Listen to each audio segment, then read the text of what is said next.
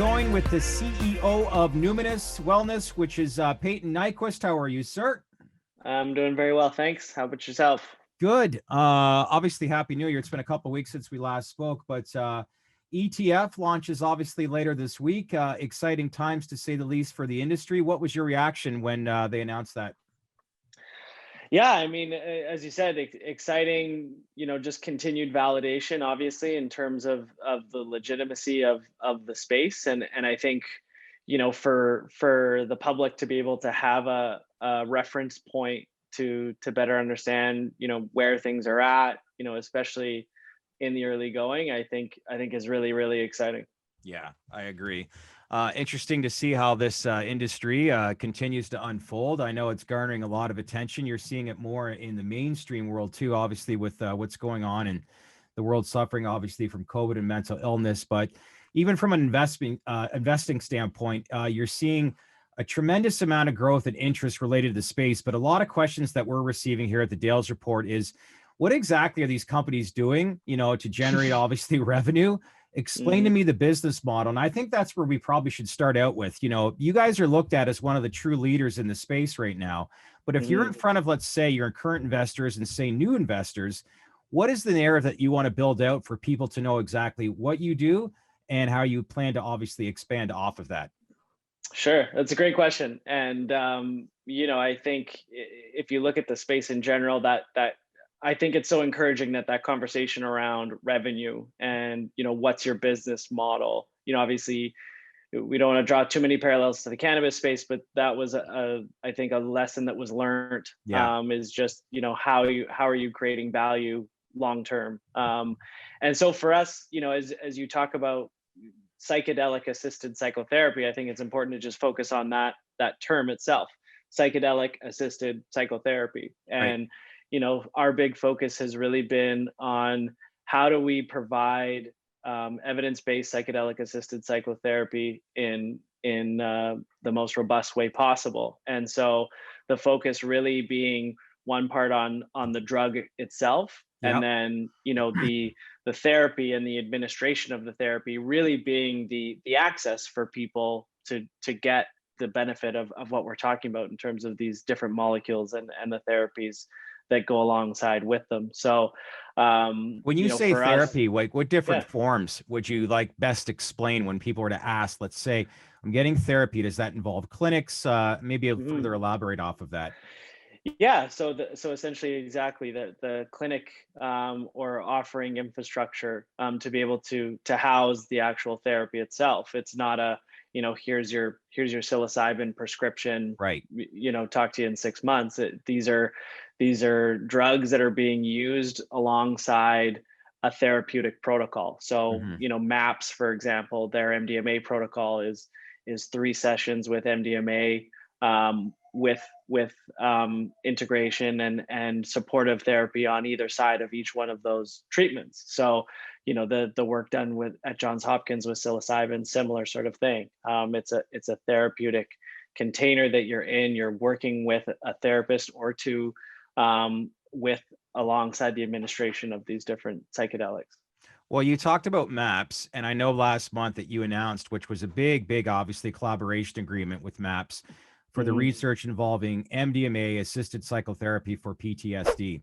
So, Hmm. based on this research in itself, if it produces positive results, what does this mean, I guess, for your partnership? And potentially, what could this lead to? Yeah, I mean, it's so encouraging. The numbers, MAPS has been able to put out some of their phase 3 data already, and for us, the clinics are such a big component, the Yep. physical infrastructure to be able to provide it. But more important than that is the training of therapists and the training of the people who can actually do this work. And obviously, MAPS has been at the forefront of that for the better part of 30 years now. So that collaboration really helps us make sure that we're informed and working with the groups who have done the most amount of work in the evidence-based side of research, and that collaboration also broadens us out to, it's not just a one pager collaboration agreement. It's been something that we've been worked on for the last over 6 months, and is fairly robust in terms of our intentions around the compassionate access use, now changes to the special access drug program, which broaden out accessibility as well. And with our partnership with MAPS, brings in things like training and really built out therapeutic guidelines and protocol guidelines as well, so that there's a really strong foundation and Right. structure there to be able to work off of. What is the, I guess, if you can talk maybe more in depth about some of the research and training that they're learning, actually, like, within their organization itself. And I guess some of the stuff that obviously is going to apply for the long-term sustainability of what's the whole main goal here, obviously to improve people's lives. So Mhm. what is, I guess, as we embark on a brand new industry, some of the training that's required that they learn on a daily basis that you can maybe share with us? Sure. It's everything to not just the training of obviously, what's going on in someone's experience, someone's psychedelic experience, to what are different therapeutic practices, different therapeutic modalities, and what might work better for something like PTSD versus something that might work better for depression. Right. So there's been a lot of work done around that, all the way down to now, MAPS put out a feasibility report, and some of the big question marks are what kind of registration are therapists going to need, what is going to be maybe call it a minimum amount of training in terms of certification that someone's going to need in order to be able to actually offer this. So that's some of the work that MAPS has been doing that we're really grateful to be a part of. But I think, again, to be able to, we own a couple clinics in Vancouver, to be able to carry out some of that research within that therapeutic umbrella as it stands right now helps us inform all of the other parts of that clinic or therapeutic container that need to go alongside psychedelic assisted psychotherapy as well. You can't say enough about this collaboration agreement. And I'll ask the question to you. Do you think this is the first step? Like, a partnership, obviously, with them. Um, could this change the landscape of the healthcare industry moving forward? Absolutely. I think this changes the way we look at healthcare forever, really.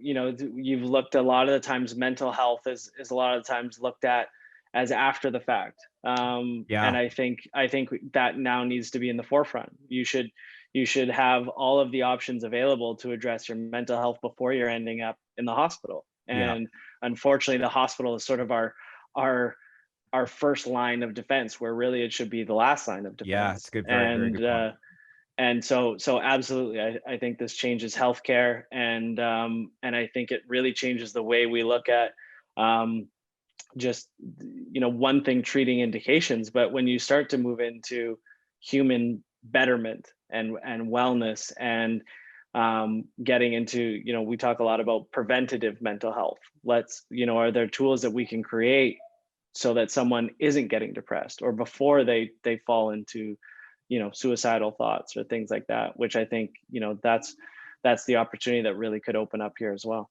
Yeah, and of course, what we need right now.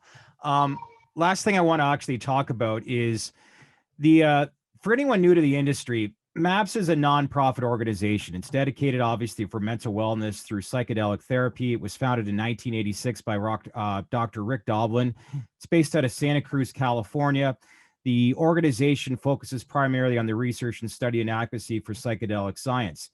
Saying all this, why do you think, because this is a very, very reputable organization, they got to be obviously selective with some of the companies that they're doing research with? So I guess my question to you is, why did they choose to partner with you, Numinus? And what were some of the things, I guess, they looked for when forming this partnership with you? It's a good question.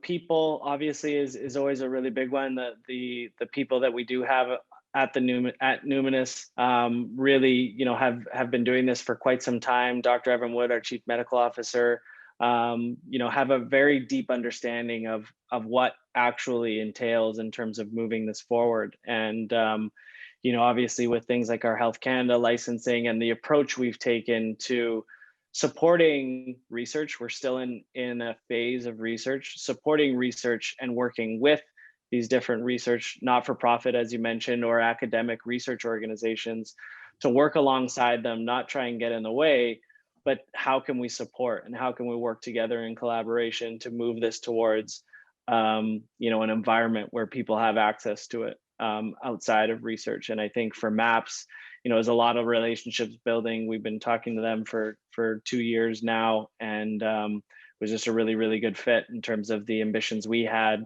around research, and but also how can we work with regulators to start to push drug policy change. I think we'll continue to have those conversations because there's going to be a lot of questions that people ask when it comes to regulators. But for now, I think the most important thing is just to get an understanding of who you are, what your narrative is. And I know there's a lot of people that do know who you are, but as this industry garners a lot of momentum and attention, it's very well explained as to the partnerships and the research that you're focusing on. So appreciate the time. Let's keep in touch, and let's continue to build a narrative around your story in the overall industry. Sounds great. All right. Thanks, Peyton. Have a great day.